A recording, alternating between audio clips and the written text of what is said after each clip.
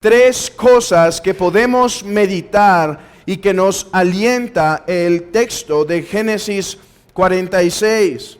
La primera es que Dios asegura a su pueblo de su presencia. En segundo lugar, Dios cumple sus promesas. Y en tercer lugar, nuestro estado en el reino. Tres sencillos puntos que nos ayudan a meditar sobre las verdades de Génesis 46. Lo primero y más sobresaliente, hermanos, es cómo inicia el texto. Que Israel, con todo lo que tenía, salió hacia Egipto. Sin embargo, por alguna razón es abrazado por la incredulidad, por el temor, de manera que se para a hacer un sacrificio en Berseba.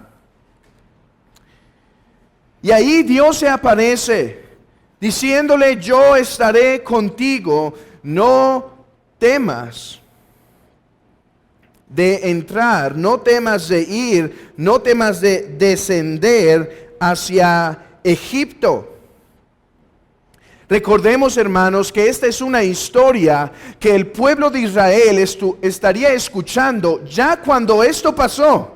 O sea, Moisés va a animar al pueblo de Israel de que Dios, en el momento en que Jacob fue abrazado por el temor para descender a Egipto, Dios se apareció nuevamente a Jacob para asegurarle de su presencia con él. Moisés estaba instruyendo al pueblo de que éste debía confiar en su Señor, éste debía confiar en su Dios. Israel debía tomar ánimo, que en los momentos más inciertos de su vida, el Señor estaría con él. ¿Cuántas veces nosotros no somos abrazados por el temor, no somos abrazados por la incertidumbre respecto a diferentes aspectos de nuestra vida? Pero hemos de saber que de la misma manera que con José, cuando caminamos dentro de la voluntad del Señor, Él estará con su pueblo. Hermanos, si esto era verdad en el antiguo pacto, ¿cuánto más de su iglesia? ¿Cuántas veces por los ataques de fuera y por los ataques de adentro no somos sobrecogidos por una incertidumbre de decir: Señor, ¿perseverará tu iglesia? ¿Se mantendrá tu iglesia? ¿Continuará tu iglesia? Pero así como Dios se aparece a Jacob y dice: no temas de descender a Egipto, yo estaré contigo. Así el Señor aseguró a sus discípulos, diciendo: yo estaré con vosotros hasta el fin del mundo. Y en otro lugar dijo que su presencia no se apartaría de él, sino que enviaría un consolador para que esté con ellos mientras él está ausente. Hermanos, es las mismas promesas. La iglesia de Cristo va a perseverar hasta el fin, porque el Señor está en medio de su pueblo. Cuán apropiada verdad de recordar esta mañana en el día del Señor, de saber que el Señor está en su iglesia, de saber que el Señor no está lejos de su pueblo, hermanos, no está lejos. Y como cristianos, hay veces que en las pruebas, en las diferentes pruebas que pasan por nuestra vida, en algunas tentaciones, o cuando vemos hermanos caer, cuando vemos a hermanos caer en diferentes pecados, viene a nosotros el temor de decir: Señor, perseveraré. Señor, no aguanto. Señor, esta prueba es difícil, esta circunstancia me está abrumando. Señor, ¿se mantendrá mi fe ahora en este tiempo de mi vida? Pero hermanos, tenemos la misma promesa que Dios hizo a Jacob: tu fe perseverará. Tú perseverarás, no porque tú seas muy grandioso, pero porque yo he prometido finalizar la obra contigo. Jacob, vas a descender a Egipto y yo voy a estar contigo, porque yo voy a cumplir la promesa que he decretado desde el principio. Yo estaré con mi pueblo. Hermanos, hay cosas en nuestra vida que no tenemos la certeza absoluta si puede ser la voluntad de Dios. Si puede ser la voluntad de Dios que yo permanezca en el trabajo actual, que yo permanezca en la posición actual, pero hay cosas que son ciertísimas y seguras. Es la voluntad del Señor que yo persevere hasta el fin en la vida cristiana, y Él va a cumplirlo, y Él estará con su iglesia. Es la voluntad del Señor darnos el suficiente alimento en este peregrinar, y Él cumplirá su promesa.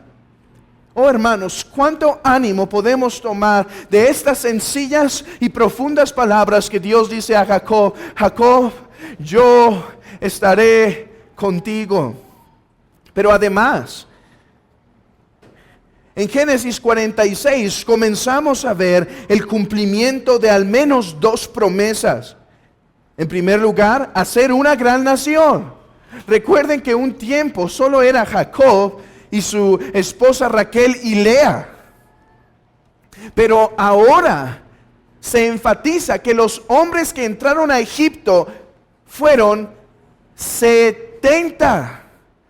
Estoy convencido, podríamos argumentar sobre esto más tiempo, pero simplemente resumimos que el número 70 tiene un propósito de hablar de la plenitud. Es verdad, el pueblo de Israel ahora no era la totalidad de lo que iba a hacer, pero era el cumplimiento de la promesa del Señor de hacerlo una gran nación. Además vemos otra promesa cumplida.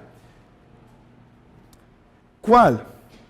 Dios dijo a Abraham que su pueblo llegaría a estar en otro pueblo donde serían esclavos y estarían ahí por 400 años. Recuerden, esto es algo que Moisés está narrando al pueblo que salió de la misma esclavitud de Egipto.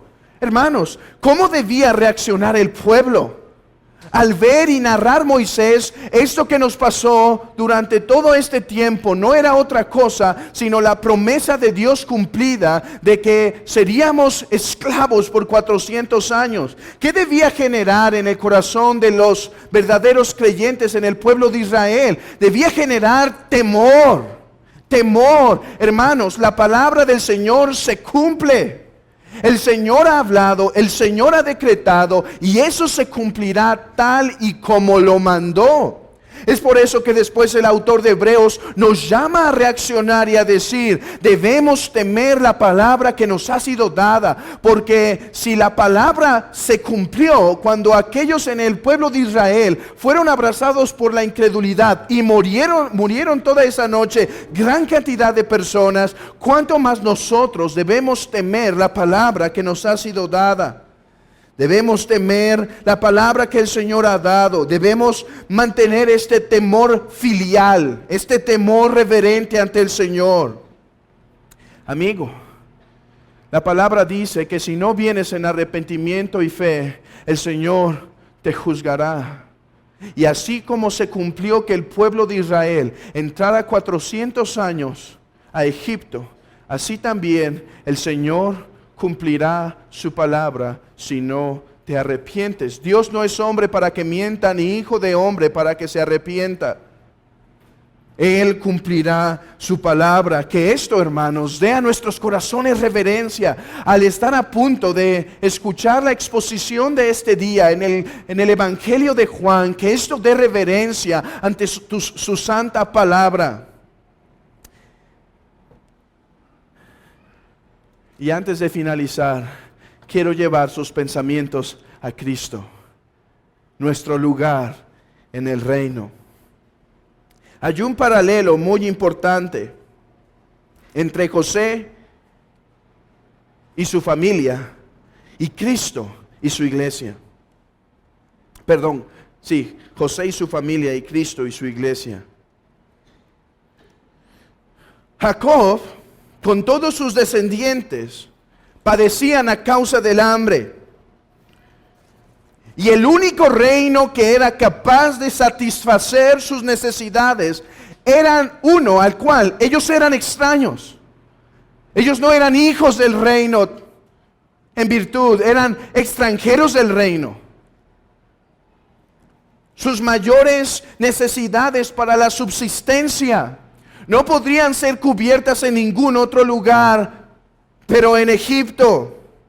No había razón por la cual alimentarlos, por la cual dejarlos entrar, por la cual darle la tierra de Gosén. No había razón para dejarlos y subsistir y crecer y madurar como una nación. No había algo en ellos que los hiciera apetecibles a Faraón. Al contrario, les eran un poco abominables porque eran pastor de ovejas. Pero José era la llave de acceso a este reino. En virtud de conocer a José y ser conocidos por José, ellos podían entrar a este reino y subsistir y ser alimentados y gozar de la plenitud y abundancia de este bendito reino, pero no aparte de José. Tanto que después la escritura dice que cuando José murió, el nuevo faraón se olvidó de él y hubo asolación, hubo aflicción a la nación.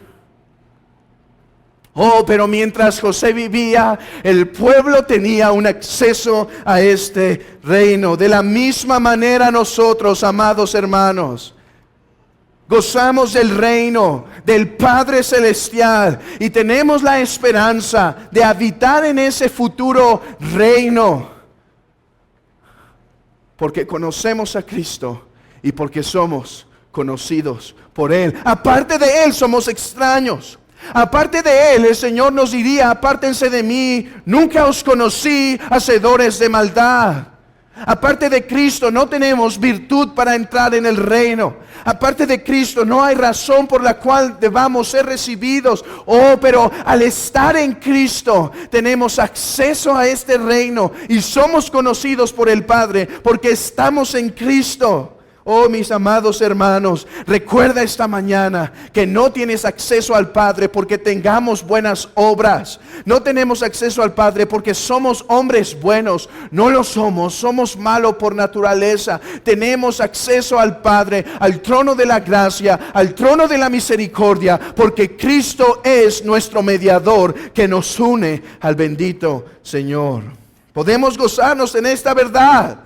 Porque alguien podría decir: sí, pero José murió y el faraón se olvidó de ellos. Sí, mis amados hermanos, pero Jesús ha entrado a los cielos para no morir nunca más, sino que está a la diestra del Padre e intercede por nosotros eternamente, cumpliendo su promesa. Y esa es la seguridad que tenemos en los cielos, que tenemos ahora al tener acceso al Padre, y tendremos entonces en los cielos, que el Hijo vive para siempre. Que el Hijo vive para siempre para interceder por su pueblo débil. Faraón se olvidó, es verdad,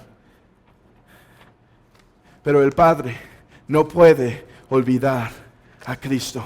Hermanos, que nuestros corazones sean preparados y alentados para adorar al Señor en esta mañana por la gran redención, la excelente redención que tenemos en nuestro Señor Jesucristo. Amados hermanos, que sus corazones sean consolados con estas verdades. Que el Señor estará con su pueblo y que el Señor mantendrá a su pueblo hasta el fin. Que el Señor cumple sus promesas y eso nos debe hacer reverentes y confiados ante su palabra.